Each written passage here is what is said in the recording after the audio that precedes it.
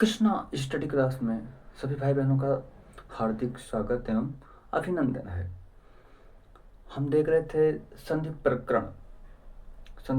हम देख रहे थे जो संधि है वो उसके जो संधि के भेद हैं वो 3 हैं: स्वर संधि, व्यंजन संधि और विसर्ग संधि। तो हम इसके पहले देख चुके हैं कुछ प्रकरण संधि कुछ भाग में। अब यहाँ पर हम देख रहे हैं यहाँ प्रश्न नंबर 75 से देखेंगे। इसके पहले वाला सब हो चुका है। ये देखिए, यहाँ प्रश्न है निर्गुण का संधि विच्छेद होगा। निर्गुण का संधि विच्छेद होगा तो निर्धन गुण होगा या फिर निधन गुण होगा या फिर निधन गुण होगा या फिर निर्धन गुण होगा। तो निर्गुण यहाँ पे सी वाला सही होना चाहिए, ये वाला सही होगा। ये यहाँ पे ये हो जाएगा सही। निधन गुण बराबर निर्गुण, ये वाला प्रश्न नंबर 75 का ये सही जाएगा। निधन गुण बराबर निर्गुण। अगला वाला देखिए, किस शब्द में गुण संधि है? क्या सिंदूर में है या भारतेंदु में है या फिर नारीश्वर में है और या फिर लोकैश्वर्य में है? प्रश्न नंबर 76 हम देख रहे हैं। प्रश्न नंबर 76 ये यहाँ पे हम देख रहे हैं।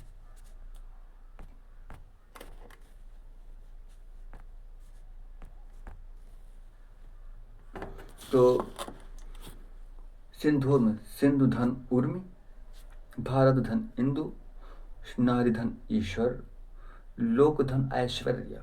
लोक ऐश्वर्य जहाँ पर देखिएगा, ध्यान दीजिएगा, जो डी है दिया हुआ है लोक ऐश्वर्य, यहाँ पे लोक धन ईश्वर धन या प्रत्यय जुड़ा हुआ है ईश्वर में, और ये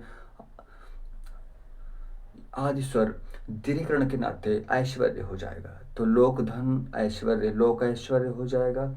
अब देखिए इसका राइट आंसर ये होगा कौन, जो गुण संधि है। तो यहाँ पर ये भारतेंदु होगा। भारत धन इंदु, भारत धन इंदु, भारतेंदु, यहाँ पर ये हो जाएगा बी वाला सही। सिंधु धन उर्मी, यहाँ पर तो दीर्घ संधि बन रहा है। नारी धन ईश्वर, यहाँ पर भी दीर्घ स्वर संधि बन रहा है। लोक ऐश्वर्य, लोक धन ऐश्वर्य, यहाँ पर तो फिर वृद्धि स्वर संधि बन रहा है। लेकिन बी में गुण संधि के नियमों का पालन किया जा रहा है। भारत धन इंदु बराबर भारतेंदु। अगला देखिए, वृक्ष छाया का संधि विच्छेद होगा। वृक्ष छाया का संधि विच्छेद होगा। वृक्षाधन छाया, वृक्षाधन छाया या फिर वृक्षधन छाया या वृक्षधन छाया। प्रश्न नंबर 77 का देखें। प्रश्न नंबर 77 का ये हो जाएगा इसका राइट आंसर वृक्षधन छाया। यहाँ पे हो जाएगा वृक्षधन छाया, हो जाएगा वृत्त छाया। प्रश्न नंबर 78 देखिए, चिंतन शब्द का सही संधि विच्छेद है। चित धन तन, चिम धन तन, चिन धन तन या फिर चिन धन तन। तो यहाँ पर चिंतन, यहाँ पे अनुस्वार, यहाँ पे चिंतन है तो अच्छा, यहाँ पे ता था दा, चिम धन तन हो जाएगा। चिम धन तन हो जाएगा, चिंतन हो जाएगा। जब हम विसर्ग संधि, व्यंजन संधि और स्वर संधि के नियमों का क्लास करवाएंगे तब वहाँ पर एक एक नियमों को हम बताते हुए चलेंगे। अगला प्रश्न देखिए, प्रश्न नंबर 79 प्रश्न दिया है कि अत्याचारी शब्द में संधि का प्रकार है। अत्याचारी संधि में कौन सा प्रकार है, किस संधि का प्रकार है अत्याचारी? जैसे अत्याचार होता है वैसे अत्याचारी में क्या होना चाहिए? तो गुण संधि या फिर वृद्धि संधि या फिर यड़ संधि या फिर दीर्घ संधि। तो यहाँ पे अतिधन आचारी, अतिधन आचारी, यहाँ पे ये होना चाहिए अति धन आचार धन बड़ी ई का यहाँ पे प्रत्यय लगा हुआ है, अत्याचारी हो गया। और अत्याचारी में यहाँ पे कौन सा सही होना चाहिए? फिर यड़ स्वर संधि ये होना चाहिए सही, ये यड़ संधि यहाँ पे ये होना चाहिए था, ये सी आंसर। प्रश्न नंबर देखिए 38। प्रश्न नंबर 38 में देखिए, सॉरी प्रश्न नंबर 80 है। प्रश्न नंबर 80 जिसमें लिखा हुआ है निहितार्थ, ये है प्रश्न नंबर 80। यहाँ पर देखिए, निहितार्थ शब्द में संधि है। प्रश्न नंबर 80, यड़ संधि है, दीर्घ संधि है, गुण संधि है या फिर वृद्धि संधि है। तो निहित धन अर्थ, निहित धन अर्थ, यहाँ पे देखिएगा निहित धन अर्थ निहितार्थ में हो जाएगा दीर्घ संधि। निहित धन अर्थ यानी जिसमें अर्थ जुड़ा हुआ हो या मतलब जुड़ा हुआ हो, निहितार्थ शब्द में संधि है तो वह हो जाएगा दीर्घ संधि। प्रश्न नंबर 81 देखिए, पर पीड़कोन्मुख शब्द का सही संधि विच्छेद है। पर पीड़कोन्मुख शब्द का सही संधि विच्छेद है तो पर पीड़ाक धन उन्मुख है, या फिर पर पीड़ा धन उन्मुख है, या फिर पर पीड़क धन उन्मुख है, या फिर पर पीड़क धन उन्मुख है। तो यहाँ पर ये हो जाना चाहिए, फिर इसका जो सही आंसर है वो पर पीड़क धन उन्मुख ये हो जाएगा। पर पीड़क धन उन्मुख ये हो जाएगा, और ये गुण संधि के नियम का पालन कर रहा है, गुण स्वर संधि के नियमों का पालन कर रहा है ये यहाँ पे। तो पर पीड़क धन उन्मुख हो जाएगा पर पीड़को उन्मुख। अगला देखिए प्रश्न नंबर 82। प्रश्न नंबर 82 में है, सदैव शब्द का सही संधि विच्छेद है। तो क्या सदधन एव है, या सदाधन एव है, या फिर सदधन अयो है, या फिर सदाधन एव है। तो यहाँ पे डी वाला ये सही होना चाहिए, ये सदाधन एव, सदा माने हमेशा, एव माने ही संस्कृत में, तो सदैव सदा ही। सदैव शब्द का सही संधि विच्छेद है सदाधन एव। अगला देखिए, व्यायाम शब्द का सही संधि विच्छेद है। प्रश्न नंबर 83 का देख रहे हैं हम। प्रश्न नंबर 83 पे देखिए, व्याधन आम, विधन आयाम, विधन्याम, या फिर वैधन आम, वैधन आम। तो यहाँ पे सही हो जाएगा आंसर नंबर बी, ये हो जाएगा विधन आयाम बराबर व्यायाम। ये यड़ संधि के नियम का पालन कर रहा है और यहाँ पर हो जाएगा व्यायाम। प्रश्न नंबर 83 में। अगला देखिए प्रश्न नंबर 84। 84 में है, संहारक शब्द का संधि विच्छेद है। तो समधन हारक होगा, समधन हारक होगा, या समधन हारक होगा, या फिर समधन हरक होगा। तो यहाँ पे अनुस्वार का प्रयोग किया गया है तो फिर समधन हारक होगा। सम जो उपसर्ग लगा है इसके साथ हारक, संहारक, यहाँ पर संहारक हो जाएगा। जैसे समधन योग होता है शन योग, वैसे समधन हारक संहारक हो जाएगा। अनुस्वार का प्रयोग किया गया है, ये संधि के नियमों में हम पढ़ाएंगे। प्रश्न नंबर 85,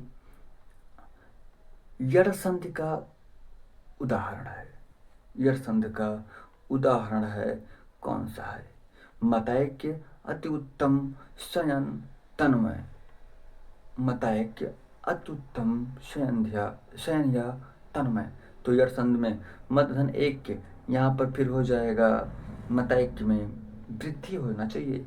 अति उत्तम, अति धन उत्तम यहाँ पर हो जाएगा, हाँ यहाँ ये हो जाएगा अति धन उत्तम, यड़ संधि इसमें हो जाएगा अति धन उत्तम, यहाँ पे यड़ संधि हो जाएगा। शयन, यहाँ तो आयात संधि है, यहाँ आयात है, और यहाँ पे से धन अयन शयन हो जाएगा, यहाँ पे आयात है। तन्मय, तत्धनमय, तन्मय, यहाँ पे व्यंजन है, व्यंजन संधि के नियमों का पालन किया जा रहा है। यहाँ तद्धनमय में और इसका 85 जो यड़ संधि का उदाहरण पूछा है वो अति उत्तम में हो जाएगा। अगला वाला देखिए, प्रश्न नंबर 85, सॉरी 85 नहीं, 86। ये प्रश्न नंबर 86 देखिए, लोकोन्मुख शब्द में कौन सी संधि है? यड़ संधि है, गुण संधि है, अयाद संधि है, या फिर वृद्धि संधि है? तो यहाँ पे लोक धन उन्मुख, जो लोगों की तरफ उन्मुख हो, झुका हुआ हो, तो यहाँ पे ये होना चाहिए गुण संधि। यड़ संधि होगा नहीं, अयाद संधि होगा नहीं, वृद्धि संधि होगा नहीं, गुण संधि होगा। लोकोन्मुख में गुण संधि होगा। अब अगला प्रश्न देखें, प्रश्न नंबर 87। किस शब्द में व्यंजन संधि का प्रयोग हुआ है? बागेश्वर, धातुष्मा, अधमर्ण, या फिर पूर्णोपमा? तो यहाँ पे ये होना चाहिए वागीसर, ये वाला होना चाहिए, वागीसर होना चाहिए। यहाँ पे 87 व्यंजन संधि पूछा गया था, तो वाक धन ईश्वर, वागीश्वर, वाक धन ईश्वर, यहाँ पे ये होना चाहिए, वाक धन ईश्वर हो जाएगा वागीश्वर। धातुष्मा, इसमें हो जाएगा धातु धनुष्मा, अधम धन, अधम धन अड़ हो जाएगा यहाँ पे, और यहाँ पे पूर्णोपमा, पूर्ण धन उपमा हो जाएगा, यानी कि व्यंजन संधि का प्रयोग फिर हो गया यहाँ पे वागीश्वर में। अगला वाला देखिए, प्रश्न नंबर 88।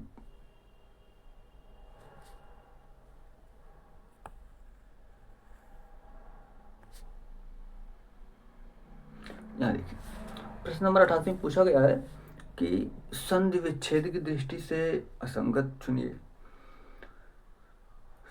संधि विच्छेद की दृष्टि से असंगत कौन सा है? फणिधन इंद्र, फणींद्र, सुधिधन इंद्र, सुधींद्र, रजनीधन ईश, रजनीश, और अभिधन ईष्ट, ये हो जाएगा अभीष्ट। तो यहाँ तो पर भाई चारों सही लग रहा है। फणिधन इंद्र, फणींद्र तो होगा ही। जब कविधन इंद्र कवींद्र हो जाता है, रविधन इंद्र रविंद्र हो जाता है, तो फणिधन इंद्र फणींद्र यहाँ भी हो जाना चाहिए। सुधिधन इंद्र सुधींद्र, ये भी तो दीर्घ स्वर के नियमों का पालन कर रहा है। अभिधन इष्ट, अभीष्ट, यहाँ पर भी तो है। रजनीधन ईश, रजनीश, यहाँ पर भी तो है। चारों में तो यहाँ पे लग रहा है कि जो संधि विच्छेद का नियम है वहाँ पर ये तो पालन कर रहा है। असंगत, इसमें से जो असंगत जिसको लग रहा होगा वो ढूंढ के बताइएगा कमेंट बॉक्स में, कौन सा संगत लग रहा है, ढूंढ के बताइए कौन सा संगत लग रहा है। यहाँ पे आंसर दे रखा है ए वाला, लेकिन ए वाला फणिधन इंद्र फणींद्र क्यों नहीं होगा, ये कमेंट बॉक्स में बताइए। यहाँ पे ये वाला ही कैसे असंगत है। अगला प्रश्न देखिए, प्रश्न नंबर 89 में है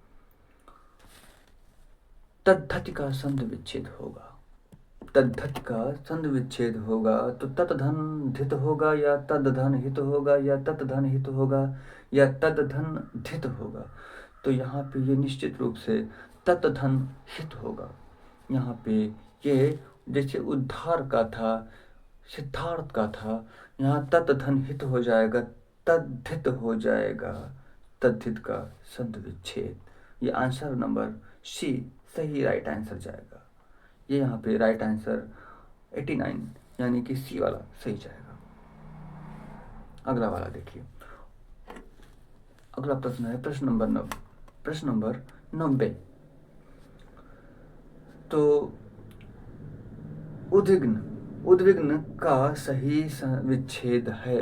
उद्विग्न का सही संधि विच्छेद कौन सा है? उद्धन दग्न है, उत्धन विघ्न है, उत्धन विघ्न है, और उत्धन दिग्न है। तो यहाँ पे इसका जाएगा फिर सी, उत्धन विघ्न है और उद्विग्न हो जाएगा। यहाँ पे ता था दा, तीसरा अपने वर्ग का तीसरा वर्ण लेगा और उद्विग्न हो जाएगा। यहाँ पे ता था, यानी ता जो वर्ण है वो अघोष है, यहाँ पे जो वा है ना ये सघोष है। तो अघोष और सघोष का मेल होता तो एक जैसा। संधि में एक नियम है कि ये अपने वर्ग का जो यहाँ पर पूर्व वर्ण दिया हुआ है वह तो परवर्ण है, ता पूर्व वर्ण है, तो ता अपने वर्ग का तीसरा वर्ण लेगा, यानी कि ये ता था दा धा ना, तो यहाँ पे तीसरा वर्ण हो जाएगा ता था द, उद्विग्न हो जाएगा यहाँ पे, और इसका सही उत्तर जाएगा उद्विग्न। प्रश्न नंबर 90। तो इसी तरह ये संधि प्रकरण खत्म हुआ। और कृष्णा स्टडी क्लास को सब्सक्राइब जरूर कर लीजिएगा सभी भाई बहन जो भी देख रहे हैं यहाँ से। ये कक्षा 9 से और कक्षा 12 तक एवं टीजीटी पीजीटी में जो हिंदी भाषा के लिए तैयारी कर रहे हैं हमारे भाई बहन, या यूपी टेट में जो भी हिंदी का आता है 25-30 प्रश्न, वो वहाँ से हिंदी के संधि प्रकरण में इस तरह के प्रश्न काफ़ी देखने को मिल जाते हैं। तो राधे राधे, और अगले फिर वीडियो में किसी प्रकरण को लेकर के फिर एक बार आएंगे।